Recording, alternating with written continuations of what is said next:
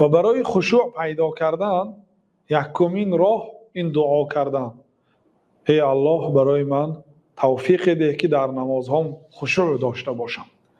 یعنی نمازی با لذت، نمازی که داشته باشم که حس کنم که در پیش الله تعالی ایستادیم، حس کنم که با الله مناجات دارم. این نمازی خشوع داشته باشم. دعا میکنید اول، چون که در حدیث عبدالله ابن عمر آمده است که پیامبر صلی الله علیه و سلم چون این دعا میکردن: اللهم انی اعوذ بک من قلب لا یخشع.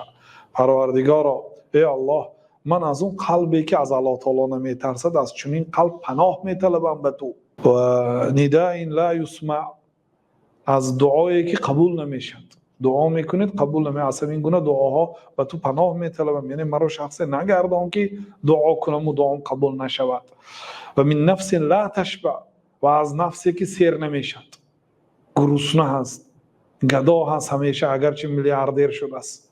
از این خیر نفس های گرسنه من به تو پناه میطلبم. و من علم لا ینفع، از علمی که فایده نمیدهد، علمی که صاحبش به راه راست نمیبرد، علمی که به مردم فایده نمیبرد، از این گونه علم ها به تو پناه میجویم. اعوذ بک من هؤلاء الاربع، از این چهار چیز من به تو پناه میطلبم. در سنن ترمذی است. امام ترمذی بعد روایت حدیث است که هذا حدیث حسن صحیح، این حدیث حسن صحیح است. شیخ ناصر هم حدیث را صحیح گفتن. خلاصه یک راهی پیدا کردن خشوع این دعا هست. از الله تعالی میپرسید که در نمازتان لذت نماز و خشوع و ترس در شما پیدا شود. و این چنین یکی از سبب‌های پیدا کردن خشوع ذکر آخرت، ذکر به یاد آوردن حیات آخرت.